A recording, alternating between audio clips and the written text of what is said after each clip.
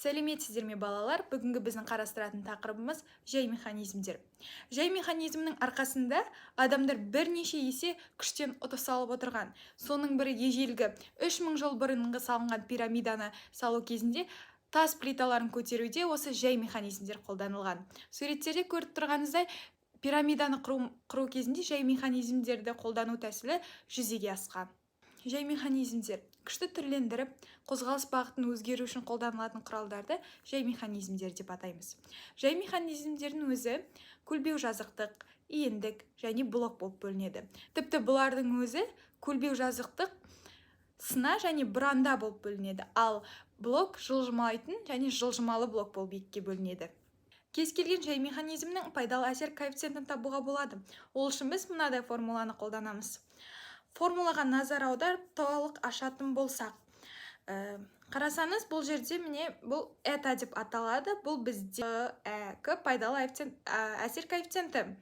Келесі бізде а пайдалы. Бұл ап деп белгіленген, бұл пайдалы жұмыс. Келесіде мына көрсетілген аты дегеніміз а-тен бұл толық жұмыс.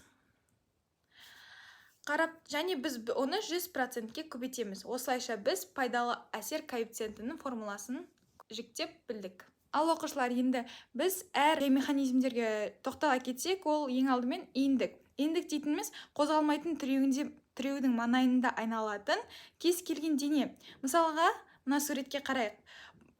Массасы м болатын ауыр дене көрсетілген. Осы дененің орнынан қозғалду қажет. Бұл жағдайда біз әрине жай механизмдерді қолданамыз. Ол бізде иіндік. Иіндік деген келесі суретке қарасақ, ауыр денені қозғалту үшін иіндік көрсетілген. Қарайтын болсақ, мынау а нүктесі тіреудің нүктесі болып есептелген. Иіндікті анықтайтын күш моменті енгізілген. Ал ендеше күш моментінің формуласын қараңыз. Бұл м күш моменті, ал F ол осы денеге әсер ететін күш, D иіндік болып табылады. М болатын денені орнынан қозғалту керек.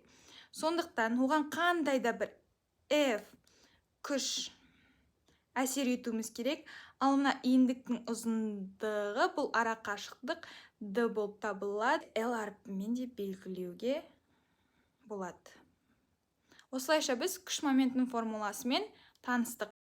Ал ендеше балалар, біз иіндіктің тепе-теңдік шартына тоқталайық. Мына суретке яғни қарайық. Бұл суретке қарасақ, рычаг көрсетілген. Осы рычагтың екі шетіне жүктер ілінген.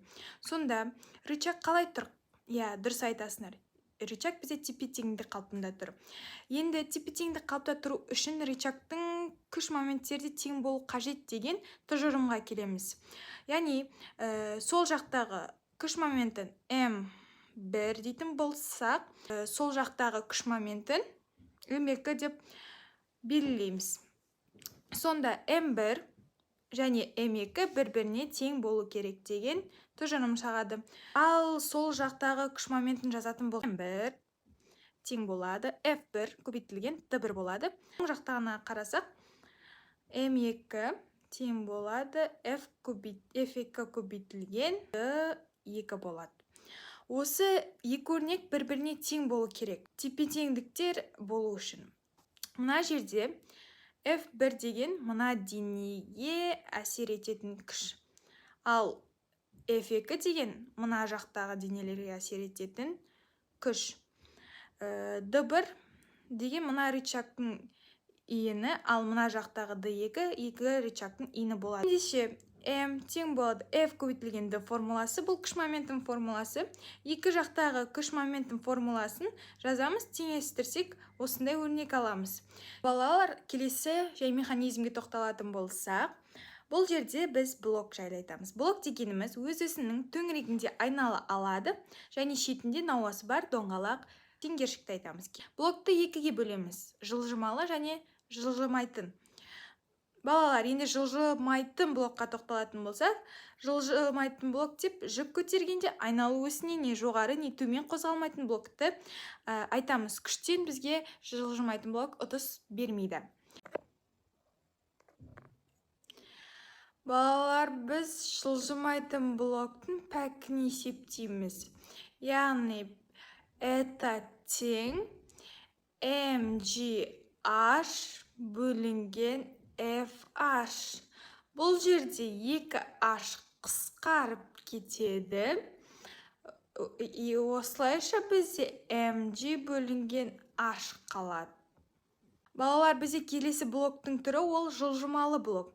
Жылжымалы блок деп жүкпен бірге блоктың айналу өсі де көтеріліп, немесе төмен түсіп отыратын блокты айтамыз. Жылжымалы блок бізге күштен 2 есе ұтыс береді. Осы суретке қарасақ, блоктың айналу өсі көтеріледі, немесе төмен түседі. Балалар, енді жылжымалы блоктың пәкін есептейміз. Это тең болады mgh бөлінген f көбейтілген 2h. Бізде h-тар қысқарады.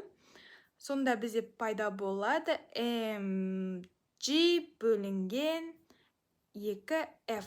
Осылайша біз жылжымалы блоктың пәкін таптық. Балалар, ендеше біз механиканың алтын ережесіне тоқталамыз. Жай механизмдерді қолдану кезінде, яғни жай механизмдердің көмегімен күштен қанша есе ұтыс беретін болсақ, орын ауыстырудан сонша есе ұтыламыз деген тұжырым. Яғни бұл механиканың алтын ережесі деп аталады.